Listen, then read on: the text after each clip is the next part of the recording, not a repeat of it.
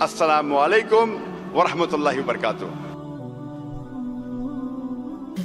Hi, my name is Anna. I want to ask, what happens to non-Muslims who have never been exposed to Islam? And what if a non-Muslim says that the miracles of Jesus are bigger than the ones that Muhammad performed?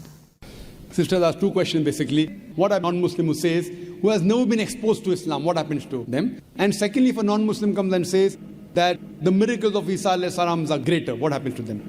Point number one, if a non-Muslim comes and tells me that they have not been exposed to Islam, today in this world of science and technology it's difficult. Maybe if you asked this question 50 years back it was possible.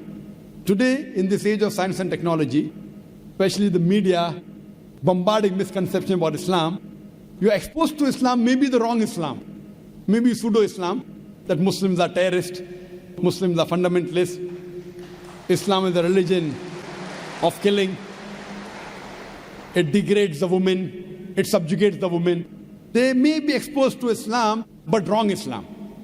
Now what happens to a non-Muslim who's not exposed to the right teachings of Islam? I feel if a non-Muslim hears something in the media, or any human being hears something in the media, he should not take it for granted. The Quran says in Surah Hujurat, chapter 49, verse number 6, whenever you get information, check it up before you pass it on to the third person. Whenever you get information, it is important that the person checks up whether the information is right or wrong. As far as the message of Islam is concerned, what if a non-Muslim may be living in an island, maybe living in Timbuktu, or living somewhere where he doesn't have any knowledge of Islam?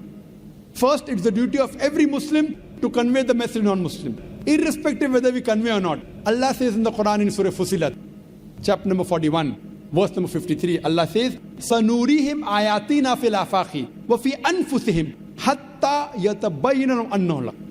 That soon we shall show them our signs in the furthest regions of the horizons until it is clear to them that this is the truth. Allah says that He will show the signs to every human being before the human being dies.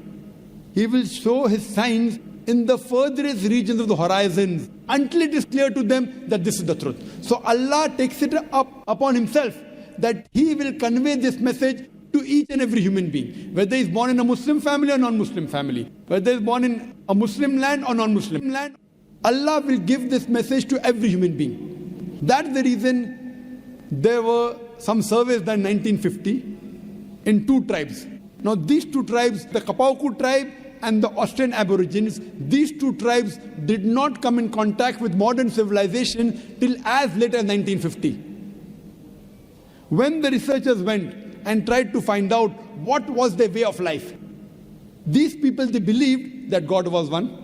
They believed He alone should be worshipped. They believed He did not beget anyone. They did the sajda, they did prostration for worshipping that God.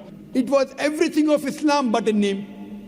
So when no external influence comes on a human being, that person submits his will to God.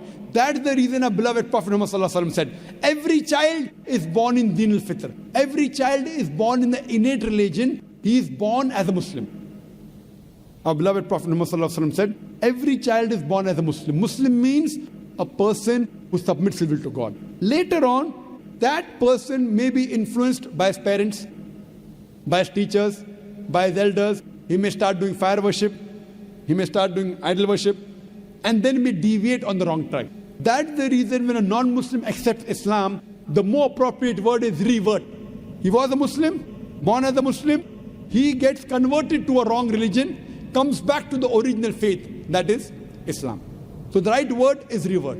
So coming to your question, every child, if any child, if you take three children, one born to a Christian, one born to a Jew, one born to a Hindu, isolate these three children completely from any external influence. And when they grow up and you try and find out what is their way of life, it will be nothing but Islam. Only after external influence, they start deviating and worshipping wrong things and having wrong ideas. This is scientifically proven. Furthermore, sister, where your second question is concerned, that what if someone doesn't know Islam and thinks that Jesus Christ did miracles? I do agree Jesus Christ did miracles. But, sister, miracle is not the test. If you believe in Jesus Christ, peace be upon him, if you read in the Bible, Jesus Christ, peace be upon him, himself says in the Gospel of Matthew, chapter number 24, verse number 24, it says that, for there shall arise many false Christ and false prophets, and will do wonders and miracles, and if it were possible, shall deceive the very elect. So Jesus Christ, peace be upon him, says miracle is not the test. They shall arise many false Christ and false prophets, and shall do wonders and miracles, and if it were possible, shall deceive the elect. That means Jesus Christ, peace be upon him, says miracle is not the test. Miracle does not make a person a god. Miracle does not make a person superior, because all the miracles that were done by all the prophets were done by Almighty God himself. All the miracles. All the miracles done by Moses, the parting of the sea, when he threw the stick, it became into a snake. It was done by Almighty God. All the miracles that Isa alayhi salam, Jesus Christ, peace be upon him, did were done by Almighty God. Same with Prophet Muhammad, peace be upon him, splitting of the moon, were done by Almighty God. I would like to tell you that Islam is the only non-Christian faith which makes an article of faith to believe in Jesus Christ, peace be upon him. No Muslim is a Muslim if he does not believe in Jesus Christ, peace be upon him. We believe that he was one of the mightiest messengers of Almighty God. We believe that he was the Messiah, translated Christ. We believe that he was born miraculously without any male intervention, which many modern day Christians today do not believe. We believe that he gave life to the dead with God's permission. We believe that he healed those born blind and lepers with God's permission. The Christians and the Muslims, we are going together. But one may ask, then where is the parting of ways? The parting of ways is that most of the Christians, they believe that Jesus Christ, peace be upon him, was Almighty God. They believe that Jesus Christ, peace be upon him, claimed divinity. In fact, if you read the Bible, there is not a single unequivocal statement in the complete Bible where Jesus Christ, peace be upon him, himself says that I am God, or where he says worship me.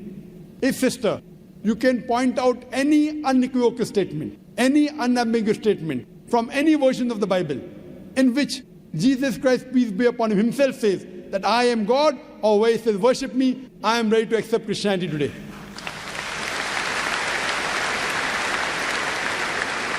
In fact, if you read the Bible, Jesus Christ, peace be upon him, said, it's mentioned in the Gospel of John, chapter number 14, verse number 28, Jesus Christ, peace be upon him, said, my Father is greater than I. Gospel of John, chapter number 10, verse number 29, my Father is greater than all. Gospel of Matthew, chapter number 12, verse number 28, I cast out devil with the Spirit of God. Gospel of Luke, chapter number 11, verse number 20, I with the finger of God cast out devil. Gospel of John, chapter number 5, verse number 30, I can of my own self do nothing. As I hear, I judge, and my judgment is just. For I seek not my will, but the will of Almighty God. Anyone who says, I seek not my will, but the will of Almighty God, he's a Muslim. Jesus Christ, peace be upon him, is a Muslim. He never claimed divinity. He never said that he was Almighty God. He clearly mentioned, it's mentioned in the Gospel of John, chapter number 14, verse number 24. He said that the words that you hear are not mine, but my Father's who has sent me. It's mentioned in the Gospel of John, chapter number 17, verse number 3. This is life eternal, so that you may know there is one God and Jesus Christ who thou hast sent. It clearly mentioned that Jesus Christ was a messenger.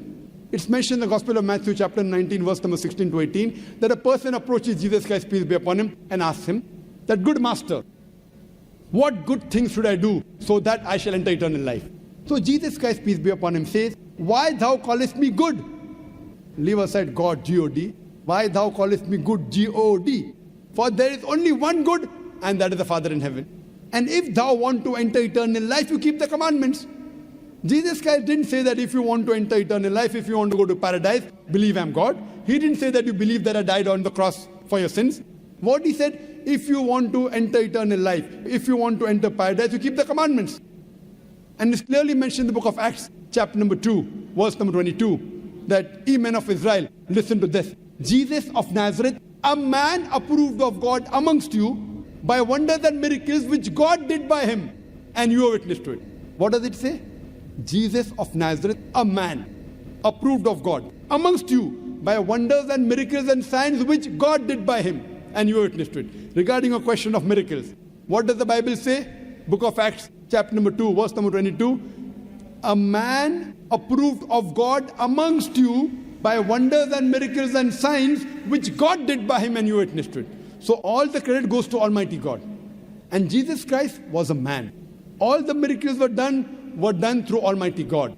So all the miracles, all the messengers did were done by Almighty God. They came to testify there was one God. But Jesus Christ also said in the Gospel of John, chapter number 16, verse number 12 to 14, that I have many things to say unto you, but ye cannot bear them now. For he, when the Spirit of truth shall come, he shall guide you unto all truth. He shall not speak of himself. All that he hears shall he speak. He shall glorify me. Now this prophecy is prophesied no one but the last and final messenger, Prophet Muhammad, peace be upon him. So if you're a true Christian, and if you believe in Jesus Christ, peace be upon him, Jesus Christ, peace be upon him, said, I have many things to say unto you, but ye cannot bear them now. For he, when the Spirit of truth shall come, he shall guide you unto all truth. He shall not speak of himself. All that he hears shall he speak. He shall glorify me. This prophecy is prophesizing no one but the last and final messenger, Prophet Muhammad, peace be upon him. So if you're a true Christian, you should believe in the last and final messenger, Prophet Muhammad, peace be upon him. Hope that answers the question, sister. Assalamu alaikum. I just want to tell Dr. Zakir, I am a revert, and I was just asking questions on behalf of my non-Muslim family and friends, and I just wanted to say, Subhanallah and La ilaha illallah.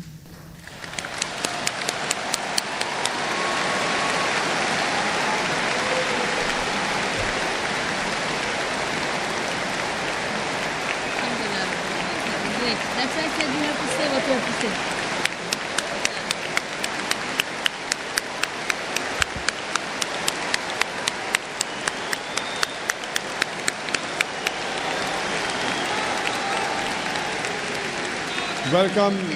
Welcome to religion of peace, sister. May Allah subhanahu wa ta'ala reward you and grant you Jannah. And we pray to Allah subhanahu wa ta'ala that, and may Allah subhanahu wa ta'ala guide you.